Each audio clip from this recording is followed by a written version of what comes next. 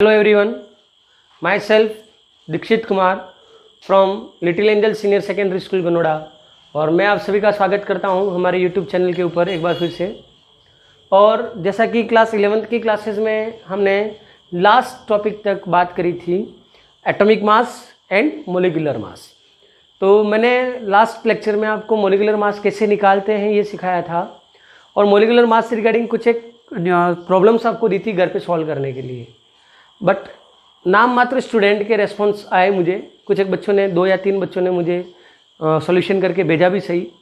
तो thanks to those students जिन्होंने हमारी इस मेहनत को देखते हुए खुद भी कुछ काम किया। और मैं बाकी सबसे भी रिक्वेस्ट करूँगा कि आपको जो कुछ यहाँ से दिया जा रहा है प्लीज़ आप उसका रेस्पॉन्स दें, आप वो करके और हमें वापस पहुँचाएँ। ऑनलाइन क्लासेस सिर्फ और सिर्फ आपकी स्टडी मेंटेन रहे, कंटिन्यूटी में रहे, इसलिए करवा रहे हैं। इसलिए जान रहे हैं जितना ज़्यादा रेस्पॉन्स आपका होगा उतना प्रॉपर, जैसे कि 12th की क्लासेस रेगुलर चल रही है, आप सभी ध्यान रखें, कारण कि 12th के स्टूडेंट्स का रेस्पॉन्स इतना ज़्यादा आ रहा है। जब आपके रेस्पॉन्स हमें आने लग जाएंगे, व्यूज़ आने लग जाएंगे, वीडियो के ऊपर कमेंट्स आने लग जाएंगे, तो आपके वीडियोज़ भी रेगुलर हो जाएंगे। अभी आपके वीडियोज़ अल्टरनेट आ रहे हैं, ठीक है। तो ध्यान रखें, जितना अच्छा रेस्पॉन्स, जितना ज़्यादा रेस्पॉन्स आपका होगा उतना ज़्यादा हम भी आपको रेस्पॉन्स करेंगे। नेक्स्ट हमारा टॉपिक है मोल कंसेप्ट। मोल कंसेप्ट। तो अब हम स्टार्ट करते हैं हमारा नया topic mole concept. First thing, as a board purpose class 12th और आगे केमिस्ट्री को समझने के लिए, सीखने के लिए, और क्लास 11th के अंदर ये टॉपिक है, इसलिए भी ये बहुत ज़्यादा इंपॉर्टेंट टॉपिक है केमिस्ट्री के पर्पस से। यूँ मान लेना आप, तो ये इसकी गणित समझ में आ गई ना, तो आगे बहुत सारी चीज़ें आपको समझ में आ जाएंगी। बेसिक मैथ से बहुत अच्छी चीज़ पढ़ोगे आप, यहाँ पर समझेंगे। टेक्स्ट बुक की मदद लेनी है आपको घर पे चैप्टर रीड करने के लिए। फर्स्ट थिंग, मोल कंसेप्ट के अंदर एक वर्ड आया है मोल। क्या आया है? मोल। ये वर्ड आपने पहले कहाँ सुना? थोड़ा सा गौर करिए मेरे क्वेश्चन के ऊपर। ये वर्ड आपने पहले कहाँ सुना? मैं ही पढ़ा चुका हूँ पहले। तो ये वर्ड हमने सुना था 7 फिजिकल क्वांटिटीज की बात करी थी हमने, जिसमें एक आया था अमाउंट ऑफ सब्सटेंस। एक क्या आया था? Amount of substance. तो वहां पर मैंने अमाउंट ऑफ सब्सटेंस की यूनिट बताई थी मोल। वर्ड क्या आया था? Amount of substance. मतलब ये कि मुझे किसी भी सब्सटेंस की अमाउंट की बात करनी है तो मैं क्या वर्ड काम में लूंगा? Mole. Mole is a unit, amount of substance. और सबसे पहले आपको पूछा व्हाट इज मोल, तो इट इज अ यूनिट। ये क्या है? यूनिट है। अब यूनिट है तो आप क्या करोगे? जब भी यूनिट की बात आती है, मतलब हम यूनिट कहाँ लिखते हैं? तो यूनिट हम लिखते हैं मेजरमेंट के अंदर। यूनिट हम कहाँ लिखते हैं? मेजरमेंट। देखो सारी चीज मैं पढ़ा रखी हूँ, उनसे मैं आपको टॉपिक टू टॉपिक जोड़ रहा हूँ। मोल क्या देता है? अमाउंट ऑफ सब्सटेंस की यूनिट है, it is a unit. Unit कब बताते हैं? तो जब हम करते हैं मेजरमेंट। तो अगर आपको कोई पूछे व्हाट इज द मोल, तो mole is a measuring unit for, किस चीज के लिए? For any quantity in chemistry. In chemistry, chemistry के अंदर आप किसी भी चीज की क्वांटिटी की बात कर रहे हो, मात्रा की बात कर रहे हो, क्वांटिटी, तो आप वो क्वांटिटी एक्सप्रेस करोगे मोल में। किसमें एक्सप्रेस करोगे? मोल। तो mole is a measuring unit for quantity of any substance in chemistry.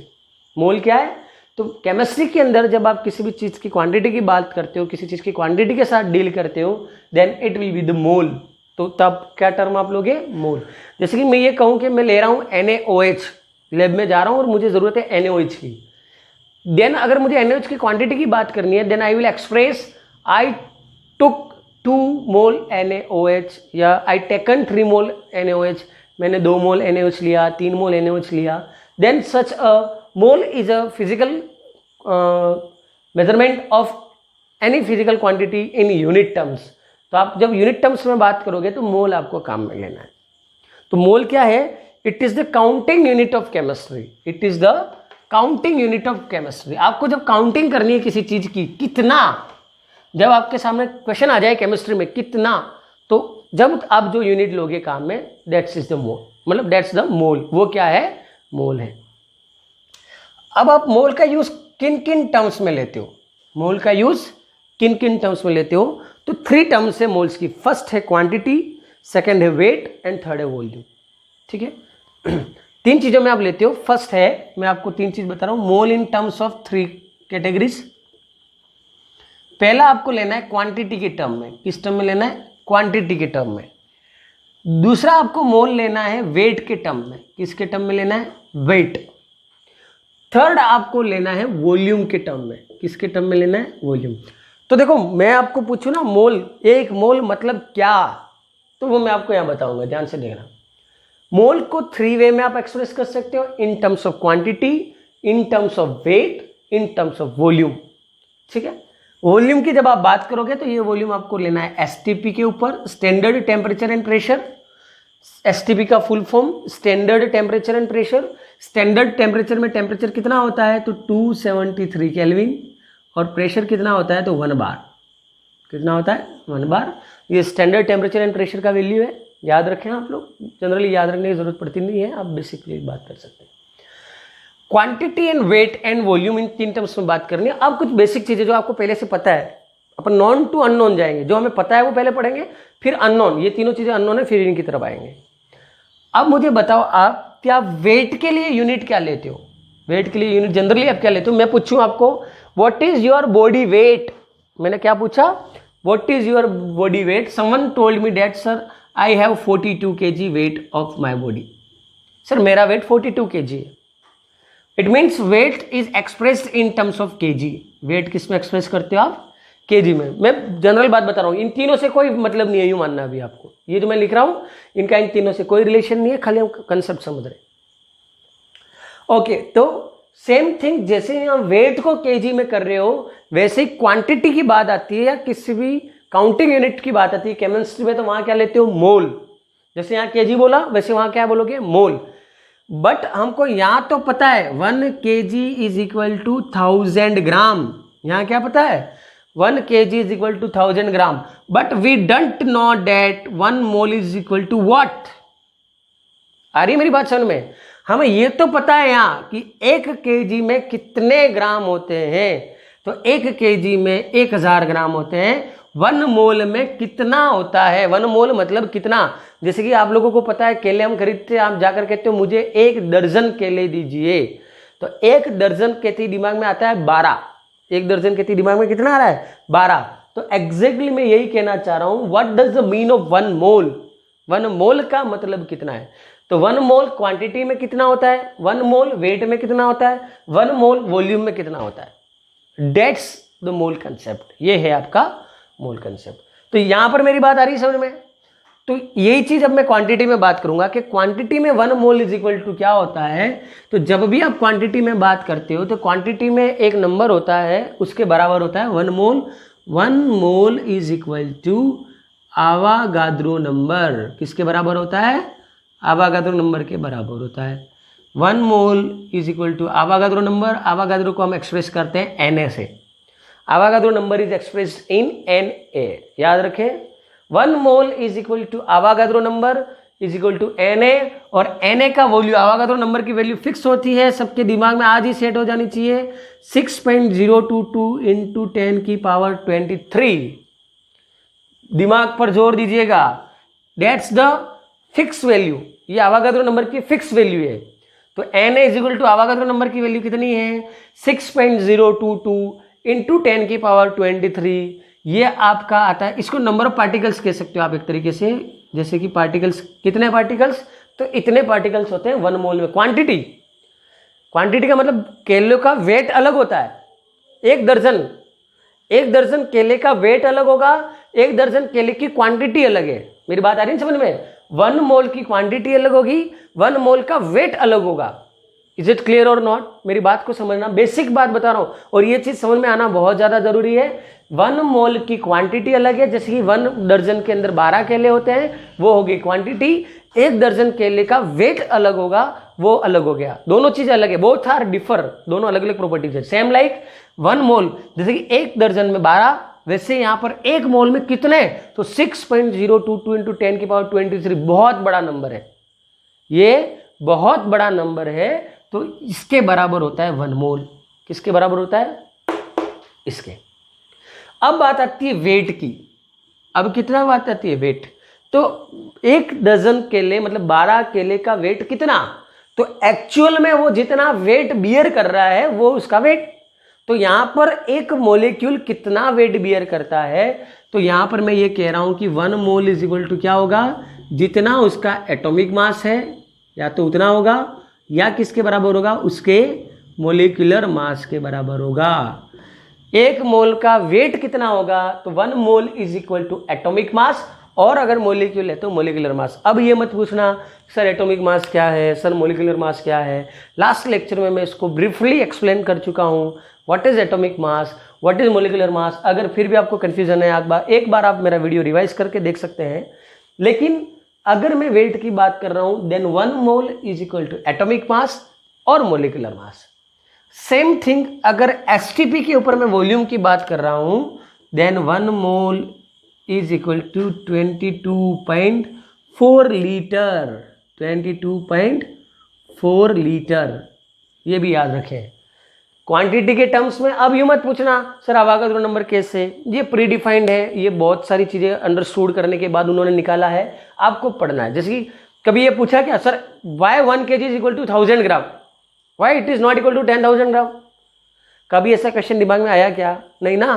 तो पहले से आपको सिखाया कि 1 kg is equal to 1000 gram, तो आपको यहाँ पता होना चाहिए 1 मोल is equal to Na, Na is equal to 6.02 into 10 की power 23 in terms of quantity. Mass की तो 1 मोल is equal to atomic mass, volume is equal to this.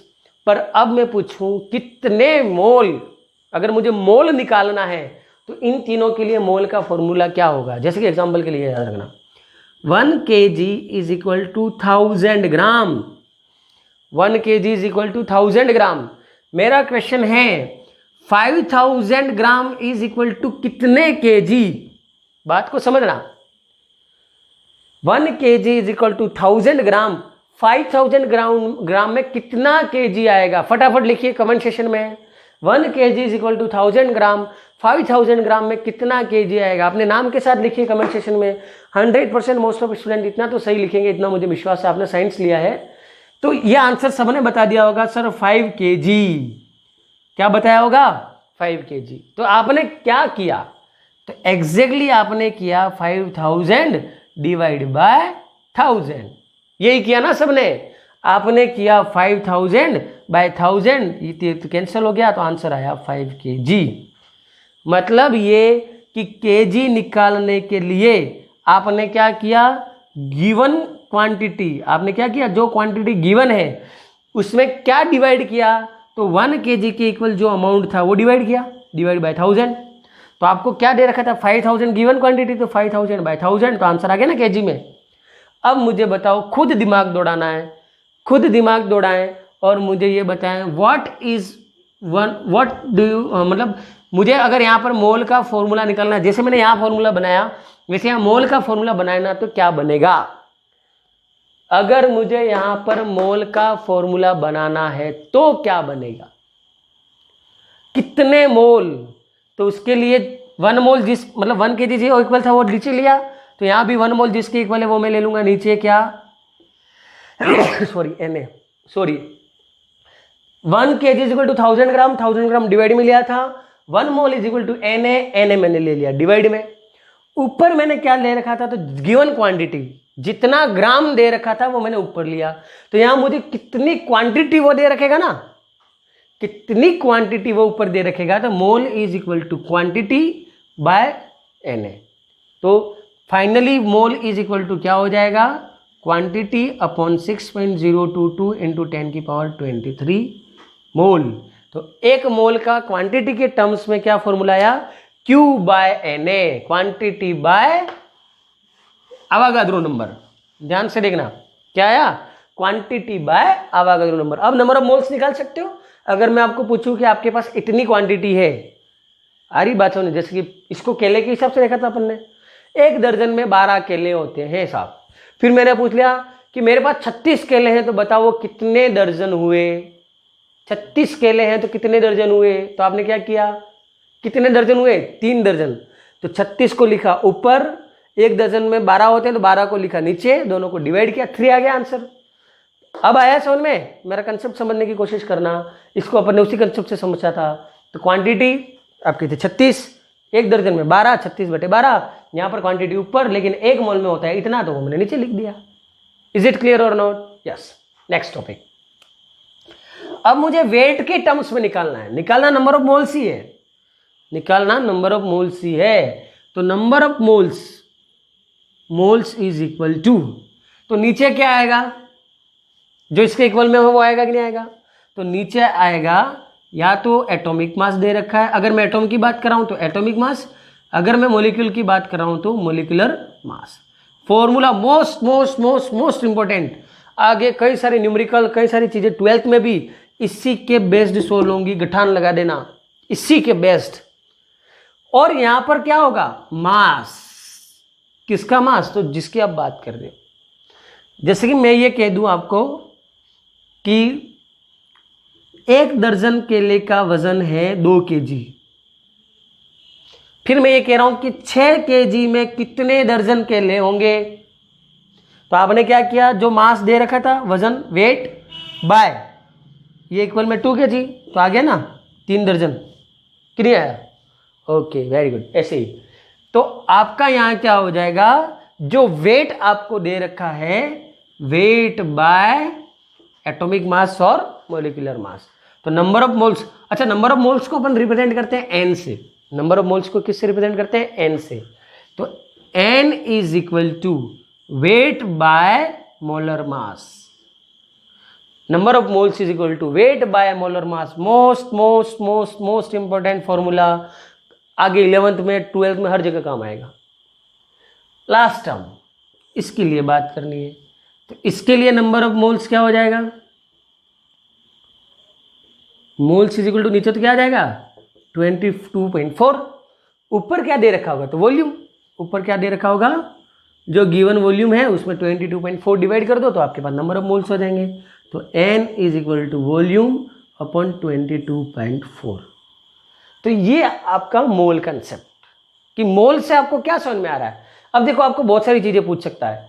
अगर आपको ये पूछा जाए कि 2.5 मोल की क्वांटिटी कितनी होगी, 2.5 मोल की क्वांटिटी कितनी होगी, तो 1 मोल में इतना, तो 2.5 में कितना, तो 2.5 को इससे मल्टीप्लाई कर दो। ऐसे बेसिक न्यूमेरिकल बनते हैं, छोटे छोटे न्यूमेरिकल आप टेक्स्ट बुक से सोल्व करिए अपनी, आप कर सकते हो, इनकी मदद लेके कई सारे न्यूमेरिकल आप कर सकते हो। प्लस आपको पूछा जा सकता है कि 1 मोल का मास इतना, 2 मोल का मास कितना। आ रही है मेरी बात समझ में? बेसिक बेसिक क्वेश्चंस बनेंगे। तो ये पूरी टेबल आपकी बहुत ज्यादा काम की है बॉस, वेरी इंपॉर्टेंट। नोट्स के अंदर ये नहीं है, नोट्स के अंदर मैंने लैंग्वेज वाइज लिखा रखा है। ये टेबल आप चाहें तो स्क्रीनशॉट ले लें, या आप कहेंगे तो मैं इसका फोटो खींचकर आपको भेज दूंगा। अगर आप स्क्रीनशॉट नहीं ले रहे हो तो आप मुझे कह देना, तो मैं फोटो खींचकर आपको भेज दूंगा। पर मोस्ट इंपॉर्टेंट चीज है, अगर इसमें से आपको कोई क्वेरी हो तो आप कमेंट सेक्शन में लिख सकते हैं, इससे रिगार्डिंग कुछ भी हो तो। लैंग्वेज आप टेक्स्ट बुक और नोट्स से पढ़ेंगे। तो यहां पर ये आपका मोल कंसेप्ट कंप्लीट हुआ। मोल क्या है? तो mole is a counting unit, या एक यूनिट है जो अमाउंट ऑफ सब्सटेंस को एक्सप्रेस करती है। मोल को 3 वे में एक्सप्रेस कर सकते हैं, quantity, weight and volume. 1 mole is equal to Avogadro number, 1 mole is equal to atomic mass और molecular mass, 1 mole is equal to 22.4 litre. फिर अपन ने उनका फॉर्मूला बना दिया। तो नंबर ऑफ मोल्स के हमारे पास 3 फॉर्मूला है। Mole is equal to quantity by Avogadro number, mole is equal to weight by molar mass, mole is equal to volume by 22.4। तो ये आपके पास आ गए फॉर्मूले। क्या आ गए? नंबर ऑफ मोल्स के 3 फॉर्मूले। तो ये था आपका मोल कंसेप्ट, कि मोल कंसेप्ट से रिगार्डिंग कुछ चीजें आपको चाहिए थी, तो हमने उसकी बात कर दी। अब हम आगे बढ़ते हैं हमारे नेक्स्ट टॉपिक की तरफ। अब हमारा नेक्स्ट टॉपिक है stoichiometry of chemical reaction. Stoichiometry of chemical reaction. अब स्टोइकियोमेट्री आपके लिए नया वर्ड है, लेकिन केमिकल रिएक्शन आप जानते हो। और स्टोइकियोमेट्री पढ़ने से पहले अपन को केमिकल रिएक्शन का कंसेप्ट अच्छे से क्लियर होना चाहिए। केमिकल रिएक्शन पढ़ने, मतलब स्टोइकियोमेट्री पढ़ने से पहले केमिकल रिएक्शन पता होना चाहिए। तो केमिकल रिएक्शन, एक मैं जनरल रिएक्शन यहाँ लिख देता हूँ, AB plus CD is equal to AC plus BD। ये लिखा। केमिकल रिएक्शन में ये दोनों क्या होते हैं? रिएक्टेंट्स। ये दोनों क्या होते हैं? प्रोडक्ट्स, ये क्या शो करता है, डायरेक्शन ऑफ रिएक्शन, ये क्या शो करता है, डायरेक्शन ऑफ रिएक्शन। यहाँ ऊपर की ओर जो हम लिखते हैं वो क्या है, कैटालिस्ट एंड कंडीशंस, ये केमिकल रिएक्शन की कुंडली होगी। डेफिनेशन की अगर मैं बात करूं तो डेफिनेशन क्या होगी केमिकल रिएक्शन की, it is the process in which cleavage of old bond takes place. Chemical reaction के दौरान काम क्या होता है, two substance will react with each other to form a new product. दो चीजें आपस में कोलाइड होंगी, रिएक्ट करेंगी और एक नई चीज बने, एक या एक से ज्यादा नई चीजें बनेंगी तो न्यू बनेंगी वो प्रोडक्ट, जो रिएक्शन करेंगे वो रिएक्टेंट्स। पर आखिर होता क्या है इनके अंदर, वो तो डेफिनेशन आप कई जगह पढ़ रहे हैं और पढ़ चुके हो। होता क्या है, तो यहाँ पर ए और बी के बीच में बॉन्ड है, सी और डी के बीच में बॉन्ड है, तो इनके बीच में जो पुराने बॉन्ड है वो टूटते हैं और नए बॉन्ड बनते हैं, और नए बॉन्ड बनते हैं। तो दो काम हुआ केमिकल रिएक्शन के अंदर। पहला काम क्या है, cleavage of old bond, cleavage of old bond, cleavage का मतलब होता है टूटना, पुराने बॉन्ड का टूटना, और formation of new bonds, formation of new bonds. तो केमिकल रिएक्शन के अंदर दो काम हुए, पुराने बॉन्ड टूटे, नए बॉन्ड बने, ए चला गया सी के साथ, बी चला गया डी के साथ। और इन शॉर्ट टर्म्स में अगर इसकी डेफिनेशन बताना चाहूं तो शॉर्ट टर्म्स में केमिकल रिएक्शन क्या है, रीअरेंजमेंट ऑफ एटम्स। ए भी एक मॉलिक्यूल है जिसके अंदर दो एटम्स है, एटम ए और atom B. C D is a molecule जिसमें दो एटम्स है, एटम सी और डी। एटम सी चला गया ए के पास, बी चला गया डी के पास, हुआ क्या, रीअरेंजमेंट ऑफ एटम्स। हुआ क्या, रीअरेंजमेंट ऑफ एटम्स। तो केमिकल रिएक्शन क्या है, it is the process in which rearrangement of atoms takes place, जिसके अंदर क्या होता है, रीअरेंजमेंट ऑफ एटम्स होता है और एक नया मॉलिक्यूल बनता है, उसे हम क्या कहते हैं, केमिकल रिएक्शन। ओके, आगे बात समझ में। अब केमिकल रिएक्शन प्रॉपर कब होगी, तो इट ऑलवेज, ये याद रखना, it always obey the law of conservation of mass, it always obey the law of conservation of mass. ये हमेशा law of conservation of mass को फॉलो करेगा। और law of conservation of mass क्या है, mass is neither created nor destroyed. Mass ना तो कभी बनता है, मास ना ही कभी नष्ट होता है। अब we don't care about the mass, हमको तो मास के बारे में इतना नॉलेज है नहीं, हालांकि पढ़ चुके हैं atomic mass, molecular mass. But reaction को देखकर आपको कैसे पता पड़ेगी कि ये law of conservation of mass को फॉलो कर रहा है कि नहीं कर रहा है। तो जब भी रीअरेंजमेंट होगा, इसलिए मैंने रीअरेंजमेंट बताया आपको, रीअरेंजमेंट होगा तो कोई भी एटम जो है वो स्कीप नहीं होगा। अगर एटम स्कीप हो रहा है मतलब वो law of conservation of mass को फॉलो नहीं कर रहा है। मैं एक जनरल रिएक्शन, बेसिक रिएक्शन, कई बार आप पढ़ते हो, H2O2 क्या बनाता है, H2O क्या बनाता है, तो H2 में हाइड्रोजन हाइड्रोजन का बॉन्ड है, ऑक्सीजन में ऑक्सीजन ऑक्सीजन का बॉन्ड है, तो एक ऑक्सीजन यहां जाकर जुड़ गया तो यहां H2O बन गया, लेकिन ये O हो गया स्कीप, ये O हो गया स्कीप। इट मीन्स अगर यहां से यहां आने में एटम कम हो जाता है या एटम बढ़ जाता है, मतलब वो law of conservation of mass को फॉलो नहीं कर रहा है। It does not obey the law of conservation of मास। तो ये रिएक्शन जो है वो जो law of conservation of mass को फॉलो नहीं करती है उसको हम कहते हैं स्केलेटल केमिकल इक्वेशन। क्या कहते हैं, skeletal chemical equation. The representation of chemical reaction is known as chemical equation. जो रिएक्शन हो रही है उसको रिप्रेजेंट करने का जो तरीका होता है उसे हम कहते हैं केमिकल इक्वेशन। दो प्रकार की होती है, वर्ड इक्वेशन, सिंबल इक्वेशन। मैंने जो लिखा है वो वर्ड सिंबल इक्वेशन है। वर्ड इक्वेशन होता तो यहाँ लिखता है hydrogen plus oxygen plus water, वो क्या आती है, वर्ड इक्वेशन। अब ये रिएक्शन मेरी कैसी है, स्केलेटल, मतलब it do not obey the law of conservation of मास। अब मैं ये चाह रहा हूं कि ये law of conservation of mass को फॉलो करे, और law of conservation of mass को फॉलो करवाने के लिए मैं क्या करता हूं, बैलेंसिंग ऑफ रिएक्शन। क्या करता हूं, बैलेंसिंग ऑफ रिएक्शन। ये आप पहले पढ़ चुके हो क्लास 10th में बैलेंसिंग का मतलब होता है कि हमें इस रिएक्शन को बैलेंस करना है। And what is the need of balancing of reaction? तो बैलेंसिंग का कारण है लॉ ऑफ कंजर्वेशन ऑफ मास, तो ये लॉ ऑफ मास को फॉलो करेगी। अब मैंने यहाँ पर बॉक्सेस बना दिए, तो बैलेंसिंग का मतलब ये कि इस बॉक्स के अंदर जो गया उस पर मैं चेंज नहीं कर सकता, वरना कई सारे हम ऐसे भी है, सर यहाँ 2 कर दे, balance, 2 hydrogen 2 oxygen. There is no any change is done inside the box. आपको जो भी बैलेंस करना है वो इसके आगे जोड़कर करोगे। कहाँ जोड़ोगे? आगे। और जब मैं आगे जोड़कर बैलेंस करूंगा तो हाइड्रोजन 2 2 ऑक्सीजन 2, ऑक्सीजन को 2 करने के लिए यहाँ 2 जोड़ना पड़ेगा। यहाँ 2 करते ही ऑक्सीजन तो balance, but now hydrogen is unbalanced, hydrogen 4, then I will write here 2H2 plus O2 2H2 2H2 plus O2 2H2, ये बैलेंस हो गया। अब देखो यहां पर 4 hydrogen 2 oxygen, 4 hydrogen 2 oxygen, reaction balanced. Now it will follow the law of conservation of mass. ये फंडा तो हो गया केमिकल रिएक्शन का। क्या हो गया? केमिकल रिएक्शन का। बट हमारा टॉपिक केमिकल रिएक्शन क्या है वो नहीं है। Our topic is stoichiometry of chemical reaction. हमारा टॉपिक है stoichiometry of chemical reaction. What does the mean of stoichiometry of chemical reaction? Stoichiometry of chemical reaction का क्या मतलब है, ये हमारा टॉपिक है। तो अब हम बात करते हैं स्टोइकियोमेट्री ऑफ केमिकल रिएक्शन। अब हम क्या बात करेंगे? Stoichiometry of chemical reaction. अब हम बात करेंगे स्टोइकियोमेट्री की। तो मैं केमिकल रिएक्शन बता चुका हूं। तो जो रिएक्शन आपके पास बैलेंस होकर आई है ना, क्या थी रिएक्शन जो बैलेंस होकर आई?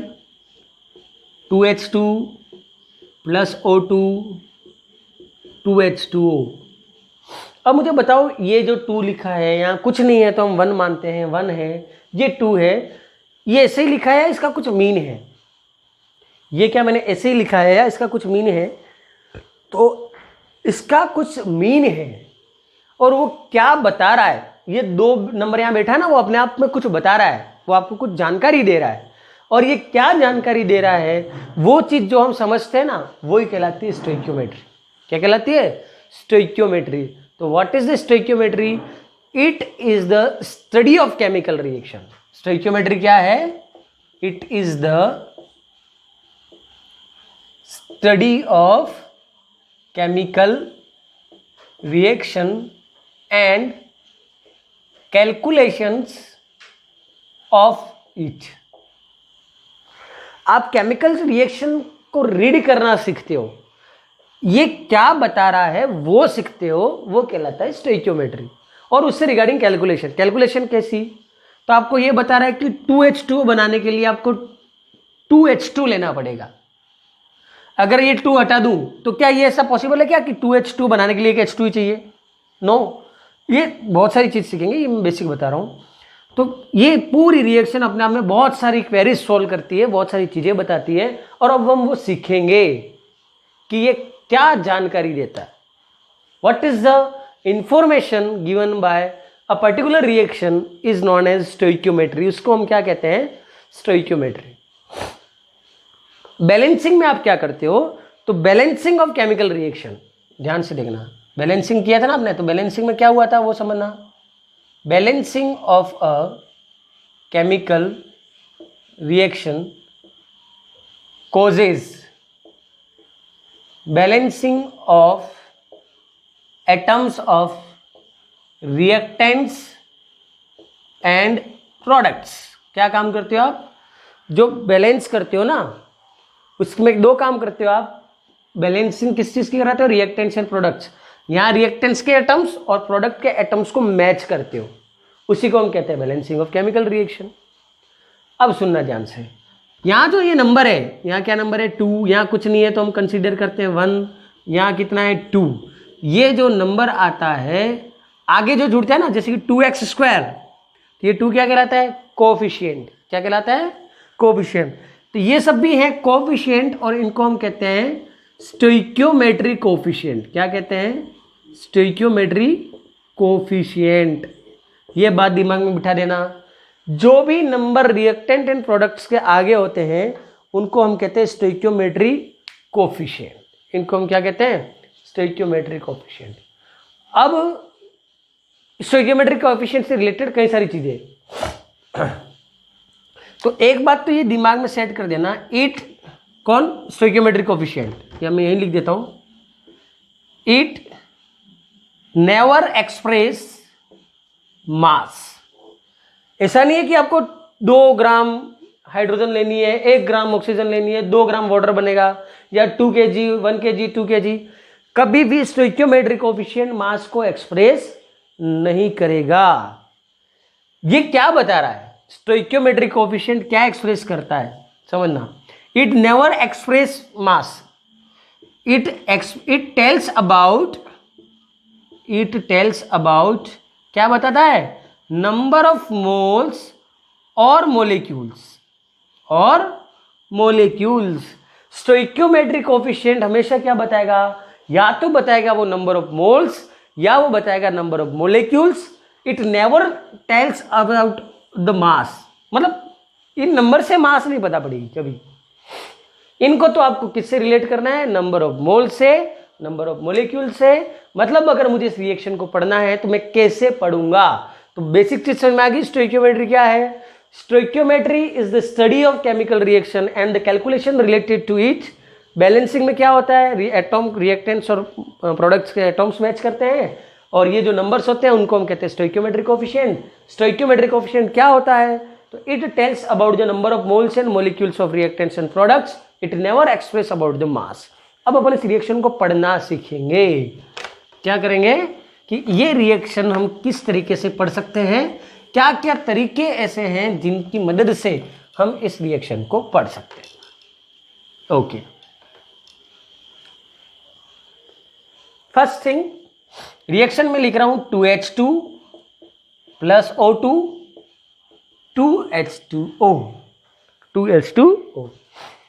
तो stoichiometric coefficient tells us about the number of moles and molecules. तो पहले अपन लेते हैं मोल्स के रेस्पेक्ट में, किसके रेस्पेक्ट में लेते हैं, मोल्स के रेस्पेक्ट में। तो ये क्या बताता है, 2 moles of H2 reacts with 1 mole of O2 to form 2 moles of water।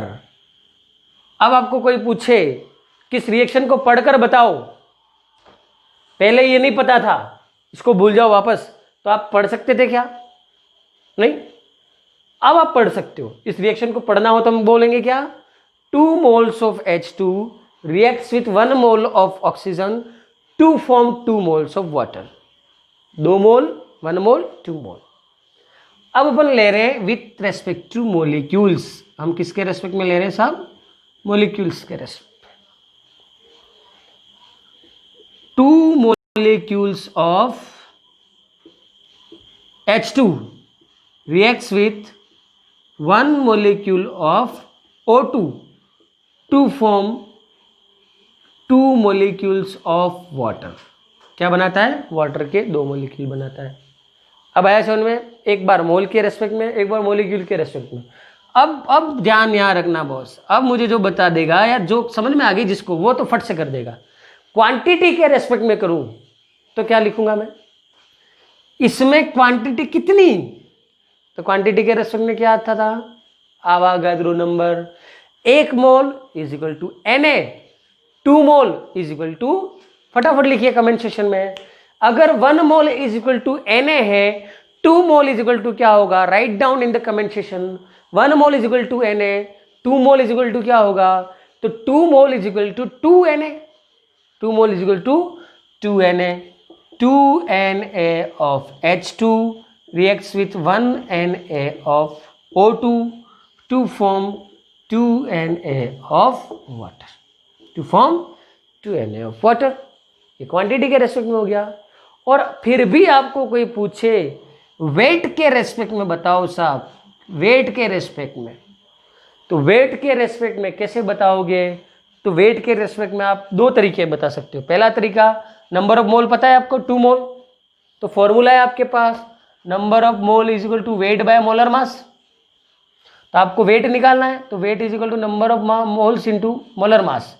Number of moles में मोलर मास को मल्टीप्लाई कर दो, मोलर मास, या क्या लिया था अपने एटॉमिक मास, वैसे निकाल दो।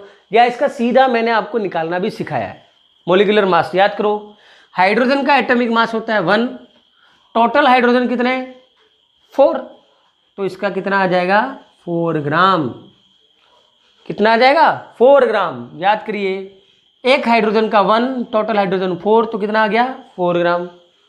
ऑक्सीजन का एटॉमिक मास होता है 16, ऑक्सीजन का कितना होता है 16। कितने ऑक्सीजन है 2, तो कितना हो गया 32 ग्राम। कितना हो गया 32 ग्राम। अब इसका निकालो, H2O का मोलिकुलर मास निकालिए, मैंने निकालना सिखाया, फटाफट निकालिए, कमेंट सेक्शन में लिखो निकाल के। H2O का मोलिकुलर मास निकालना है, मैं आपको सिखा चुका हूँ मोलिकुलर मास कैसे निकालते हैं। सम ऑफ एटॉमिक मासेस, तो कितना आ जाएगा 2 × 1 + 16, 2 + 16 कितना आ गया 18 ग्राम। लेकिन एक H2O नहीं है, 2 है, तो 2 × 18 कितना आ गया 36 ग्राम, तो आंसर आ गया 36 ग्राम। और यहाँ से आप मैच कर सकते हो, रिएक्टेंट का मास कितना हो गया 36, प्रोडक्ट का कितना हो गया 36। It means it follows law of conservation of mass. ये किसको फॉलो करता है, law of conservation of mass को फॉलो करता है। With respect to moles, with respect to molecules, with respect to quantity, with respect to weight, 4 चीजों की बात कर दी। और भी कर सकते हो आप, with respect to atomic mass, मतलब AMU के रेस्पेक्ट में, तो वहां कुछ नहीं होगा 4 म्यू, 32 म्यू, 36 म्यू। याद आया। तो देखो पहले हम रिएक्शन को पढ़ना नहीं जानते थे, अब हमारे पास कितने तरीके आ गए 5, और एक तरीका और जोड़ सकते हो with respect to volume, with respect to volume. तो 6 तरीकों से आप रिएक्शन को पढ़ना सीख जाते हो। और ये रिएक्शन को कैसे पढ़ना, ये कौन सिखाता है, स्टोइकियोमेट्री ऑफ केमिकल रिएक्शन। कौन सिखाता है, ये तो समझ में आ गया सर कि कैसे पढ़ना है, पर कैलकुलेशन कैसी। तो कैलकुलेशन ऐसी कि अगर मैं आपको ये कहूं कि 36 ग्राम वाटर बनाने के लिए 4 ग्राम हाइड्रोजन लगता है, तो मेरा क्वेश्चन है 72 ग्राम वाटर चाहिए मुझे, तो मुझे रिएक्शन के अंदर कितना हाइड्रोजन लगाना पड़ेगा। तो ये डबल, तो ये भी डबल, 8 ग्राम। कितना लगाना पड़ेगा 8 ग्राम। इस तरीके की ये कैलकुलेशन होगी। अब ये कैलकुलेशन कहाँ से पता पड़ी, अगर आपको ये नहीं पता पड़ता, ये वाले रिएक्शन रीड करने नहीं आती, तो क्या आप बता सकते थे क्या। अब आपको क्वेश्चन पूछेगा, अमोनिया का क्वेश्चन ले लिया, आपका रिएक्शन ले ली, N2 + 2N2 + 3H2 2NH3, ये रिएक्शन है। आपको कह दिया कि 6 मोल अमोनिया बनाने के लिए कितने हाइड्रोजन की आवश्यकता होगी, हाइड्रोजन के कितने मोल चाहिए, तो आपको यहाँ बताना पड़ेगा। ये रिएक्शन से आपको क्या पता पड़ी, न्यूमेरिकल की तरफ बता रहा हूँ। इस रिएक्शन से आपको क्या पता पड़ रही है, कितने हाइड्रोजन चाहिए, तो 2 मोल NH3 बनाने के लिए कितने चाहिए थे 3 मोल हाइड्रोजन। पढ़ा ना स्टोइकियोमेट्री से कि 3 मोल हाइड्रोजन लेते हैं तो 2 मोल बनता है, तो 2 मोल अमोनिया बनाने के लिए 3 मोल चाहिए, तो 1 मोल अमोनिया बनाने के लिए कितना चाहिए 3/2। मैथ्स में करते हैं ना कैलकुलेशन 3/2। अब कितने मोल अमोनिया बनाना है, तो 6 मोल बनाना है, तो 3/2 × 6, तो कितने चाहिए 9 मोल चाहिए। कितना मोल चाहिए 9 मोल, तो आपको हाइड्रोजन 9 मोल। तो यही तो कैलकुलेशन है। तो इस तरीके से रिएक्शन को पढ़ने के लिए, इसकी कैलकुलेशन करने के लिए आपको किस फील्ड की जरूरत पड़ती है, stoichiometry. This is the stoichiometry of chemical reaction. तो उम्मीद करता हूँ आपको समझ में आया होगा। तो आज की क्लास को हम यहीं पर समाप्त करते हैं। आज हमने 2 टॉपिक पढ़े। पहला टॉपिक जो आप चाहें तो स्क्रीनशॉट ले सकते हैं, या आप लिखना चाहें लिख सकते हैं, मैं आपको फोटो भी भेज दूंगा। तो पहली चीज हमने पढ़ी थी आज की क्लास के अंदर, वो पढ़ा था इससे पहले एक टॉपिक अपन ने लिया था। कौन सा लिया था टॉपिक, तो एक अपन ने बात करी थी स्टोइकियोमेट्री की, और इससे पहले हमने बात करी केमिकल रिएक्शन, और उससे भी पहले अपन ने बात करी मोल कंसेप्ट। किसकी बात करी, मोल कंसेप्ट। तो आज के दोनों टॉपिक आपके आगे के लिए बहुत बहुत बहुत ज़्यादा इंपॉर्टेंट है। तो जिन जिन स्टूडेंट ने मुझे व्हाट्सएप पर मैसेज भेजा था, मैं उन सभी स्टूडेंट्स को नोट्स भेज चुका हूँ। आपको अगर नोट्स की रिक्वायरमेंट है तो मेरा व्हाट्सएप नंबर कमेंट सेशन में दिया हुआ है, आप मुझे व्हाट्सएप कर सकते हैं। मैं आपको ब्रॉडकास्ट ग्रुप में भी जोड़ दूंगा और नोट्स भी अवेलेबल करवा दूंगा। वीडियोज़ आप बराबर देखते रहें। कोई भी क्वेरी हो तो आप मुझे अपना मैसेज कर सकते हैं। जल्द ही आपकी हिंदी इंग्लिश की क्लासेस भी स्टार्ट होने जाएंगी, और जल्दी मिलेंगे हम हमारी नेक्स्ट क्लास में। तब तक के लिए धन्यवाद। जय हिंद, जय भारत।